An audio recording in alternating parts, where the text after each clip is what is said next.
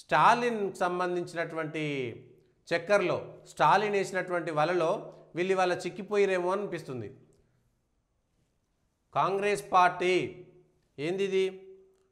దక్షిణాది పైన కక్ష, దక్షిణ ఉత్తర అనేటువంటి భాష జాతీయ పార్టీ అయినటువంటి కాంగ్రెస్ ఒప్పుకుంటుందా? అంటే దేశ విభజనకు దారి తీసేటువంటి విధమైనటువంటి చర్చ ఇది. దేశ విభజనకు దారి తీసేటువంటి చర్చ ఇది. మీరు అభినందనని పాకిస్తాన్లో పొరపాటున తప్పిపోయినటువంటి ఒక ఆఫీసర్ ఉండే కదా, ఆ ఆఫీసరు పాకిస్తాన్ వాళ్ళకి సంబంధించి వాళ్ళకు దొరికితే ఆయన ఇంటర్వ్యూ, ఆయనకు సంబంధించి వివరాలు తెలుసుకునేటువంటి ప్రక్రియలో ఆయన చాలా స్పష్టంగా చెప్తాడు. మీరు ఎక్కడ అంటే భారతదేశంలో ఎక్కడ అంటే southern part of the Bharat అన్నాడు, కానీ సౌత్ ఇండియాని ఎక్కడ చెప్పలేదు. ఇప్పుడు సౌత్ ఆఫ్రికా, ఇంకో ఆఫ్రికా లాగా మనది సౌత్ ఇండియా, వెస్ట్ ఇండియా ఇట్లా సపరేట్గా ఏమీ లేదు మన దేశంలో. అట్లాంటి పరిస్థితులు ఏం లేవు ఎక్కడ. Southern part of the Bharat అని చెప్తారు, కానీ వాళ్ళ సౌత్ ఇండియా. ఇది జాతీయ పార్టీ అనుకున్నటువంటి కాంగ్రెసు దేశానికి మేమే స్వాతంత్రం తెచ్చామని చెప్పేసి, స్వదేశీ అని చెప్పేసి చెప్పినటువంటి కాంగ్రెసే ఇవాళ ఇట్లాంటి మాటలు మాట్లాడము కాంగ్రెస్ పార్టీ విధానమా? కాంగ్రెస్ పార్టీ విధానమా? ఇంకొకటి, బలవంతంగా హిందీని రుద్దేటువంటి ప్రయత్నం చేస్తారు. హిందీ జాతీయ భాష కాదు, బలవంతంగా రుద్దొద్దు. అసలు హైదరాబాద్లో, తెలంగాణలో హిందీ కాకుండా ఉర్దూ ఎందుకు రాస్తారు? ఇంక అంబర్పేటలో ఫ్లైఓవర్ కట్టారు. అంబర్పేటలో ఫ్లైఓవర్ కడితే ఆ ఫ్లైఓవర్ మీద ఉర్దూలో బోర్డు లేదని చెప్పి ధర్నా చేస్తే ఉర్దూ రాశారు. అట్లాంటి నీచ స్థితిలోకి వాళ్ళ తెలంగాణ నెట్టబడింది. ఎవరికి కావాలి, ఎవరికి వస్తుంది? 90% మంది ఉర్దూ చదవడం రాదు, కానీ 90% మందిని కాదని 10% మంది కూడా కాదు, 5-6% కూడా ఉండదు ఉర్దూ చదవచ్చిన వాళ్ళు. అట్లాంటి వాళ్ళ కోసం ఇవాళ ఫ్లైఓవర్లో అది వేయడం కూడా వాళ్ళ కోసం ఆపేసి మరీ తీసి ఉర్దూలో పేరు రాసి పెట్టుకున్నారు. దక్షిణ ప్రచార సభ, హిందీ ప్రచార సభ, దక్షిణ హిందీ ప్రచార సభ కాంగ్రెస్ కదా పెట్టింది. మరి కాంగ్రెస్ని విభేదిస్తున్నారా రేవంత్ రెడ్డి? కాంగ్రెస్ నాయకులు సమాధానం చెప్పాలి. హిందీ ప్రచార సభ పెట్టింది స్వయంగా గాంధీ, మీరు చెప్పుకునేటువంటి గాంధీలే కదా, మీరు చెప్పేటువంటి కాంగ్రెస్ పార్టీయే కదా. హిందీ నేర్చుకోవాలి, హిందీ అనేటువంటిది వాళ్ళ నరేంద్ర మోడీ సర్కార్ వచ్చిన తర్వాత చెప్పలేదు. నరేంద్ర మోడీ సర్కార్ వచ్చిన తర్వాత అన్ని ప్రాంతీయ భాషలు, దేశంలో ఉన్నటువంటి భాషలన్నిటికీ కూడా నేషనల్ ఎడ్యుకేషన్ పాలసీ ఏం చెప్తున్నది? 5వ తరగతి వరకు మాతృభాషలో బోధన జరగాలని చెప్తుంది. అది తెలుగుకు, తమిళానికి వ్యతిరేకమా, అనుకూలమా? ప్రజలు ఆలోచన చేయాలి. నేషనల్ ఎడ్యుకేషన్ పాలసీ, జాతీయ విద్యా విధానం 2020 ప్రకారము పిల్లలు తమ మాతృభాషలో 5వ తరగతి వరకు చదువుకోవాలనేటువంటి నిబంధన చెప్తుంది. కానీ బలవంతంగా ఇవాళ ఇంగ్లీష్ మీడియం చదివించేది ఎవరు? ఇంగ్లీష్ మీడియంలో చదివితేనేమో గొప్పదంట, కానీ భారతీయ భాష అయినటువంటి హిందీ, మరి పోనీ సంస్కృతం పెడదాం. మీరు ఇవాళ స్టాలిన్ చెప్పినట్టుగా చెప్తున్నారు కదా, మరి స్టాలిన్ ఇవాళ తమిళనాడులో హిందీ పక్కన పెట్టేస్తే తెలుగు పెడతాడా, కన్నడం పెడతాడా, మలయాళం పెడతాడా, ఏ భాష రెండో భాషగా పెడతాడు? రేవంత్ రెడ్డి గారు సమాధానం చెప్పాలి. తెలంగాణలో తెలుగు తర్వాత హిందీ కాదు అనుకుందాము, నువ్వు తమిళం పెడతావా, లేకపోతే మలయాళం పెడతావా, కన్నడం పెడతావా? తెలంగాణలో రెండో భాష ఏ భాష పెడతావు? ఏదో ఒకటి ఉండాలి కదా. గుజరాతీలో గుజరాత్ వాళ్ళ భాష, తమిళనాడులో 4-5 స్థానిక భాషలు ఉండేది, ఇవాళ చచ్చిపోయినాయి తమిళం బలవంతంగా రుద్దడం వల్ల. 4-5 స్థానిక భాషలు ఇవాళ తెలంగాణలో ఇవాళ గోండ్లు, కోయలు, లంబాడాలు, ఎరకలు వీళ్ళందరికీ సంబంధించినటువంటి భాష ఎందుకు చచ్చిపోతుంది? వాళ్ళని ఎందుకు పట్టించుకోవట్లేదు? వాళ్ళ సంప్రదాయాలు ఎందుకు కాపాడతలేం మనం? ఇవాళ బలవంతంగా ఎవరు రుద్దుతున్నారు? ఇవాళ స్థానికంగా నీ సంస్కృతిని కాపాడుకోవడానికి ఎందుకు పక్కన పెడుతున్నావు?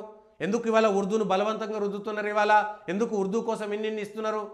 ఇవాళ మీ కర్ణాటకలో నిన్న బడ్జెట్ పెడితే ఉర్దూ డెవలప్మెంట్ కోసం 150 కోట్లు పెట్టారు, కానీ కన్నడ డెవలప్మెంట్ కోసం పెట్టలేదే. ఎందుకు అంటే ఓటు బ్యాంక్ రాజకీయాలు ఎవరు చేస్తున్నారు ఇవాళ ఈ దేశంలో? దక్షిణాది భాషలు, ఉత్తరాది భాషలు. తెలుగు చచ్చిపోయింది హిందీ వలన, ఇంగ్లీష్ మీడియం వలన? ఒక్కసారి చెప్పండి. 2001 తర్వాత లేదు, 2010 తర్వాత పుట్టిన ఏ పిల్లలు కూడా తెలుగు అక్కడ రాయడం రాని పరిస్థితి, చదవడం రానిటువంటి పరిస్థితి. ఇంగ్లీష్ మీడియంలోనే పెట్టారు. ఆఖరికి హైదరాబాద్లో 90 తర్వాత పుట్టినటువంటి పిల్లలు చదువుకున్నటువంటి వాళ్ళకు తెలుగు, ఇంగ్లీష్ ఏది చక్కగా రానటువంటి పరిస్థితి. వాళ్ళ మాతృభాష కనీసం ఆ భాష తెలుగులో సరైనటువంటి పదాలు కూడా మాట్లాడలేటువంటి పరిస్థితుల్లోకి దిగజారిపోతున్నాం ఇవాళ మనం. ఏమైంది ఇవాళ? తెలుగు ఆత్మగౌరవం కోసం పుట్టినటువంటి పార్టీలన్నీ కూడా తెలుగును సంకనాకించినాయి కదా. ఇంగ్లీష్ మీడియం ఎవడు ప్రోత్సహించిండు? అక్కర్లేదు కదా. రండి ఇవాళ విద్యా బోధన అంతా కూడా డిగ్రీ దాకా తెలుగులోనే నేర్చుకుందాం. అమెరికాకు మొదటి దశలో పోయినటువంటి వాళ్ళు, మొదటి తరం వాళ్ళందరూ కూడా తెలుగు మీడియంలో చదువుకున్నటువంటి వాళ్ళే పోయి సెటిల్ అయిపోయారు. వాళ్ళకి ఇంగ్లీష్ వస్తుంది, హిందీ వస్తుంది, తెలుగు వస్తుంది. తెలుగు కూడా అద్భుతంగా మాట్లాడగలుగుతారు. ఇవాళ అమెరికాలో ఉండేటువంటి తెలుగు వాళ్ళు తెలుగు కోసం, తెలుగు మాట్లాడడం కోసం, తెలుగును బ్రతికించడం కోసం ప్రయత్నం చేస్తుంటే తెలుగు రాష్ట్రాలలో ఇంగ్లీష్ మీడియాన్ని ప్రవేశపెట్టి అది గొప్పగా భావించి మా సర్కార్ బళ్ళల్లో పిల్లలు ఇంగ్లీష్ బాగా మాట్లాడుతున్నారు.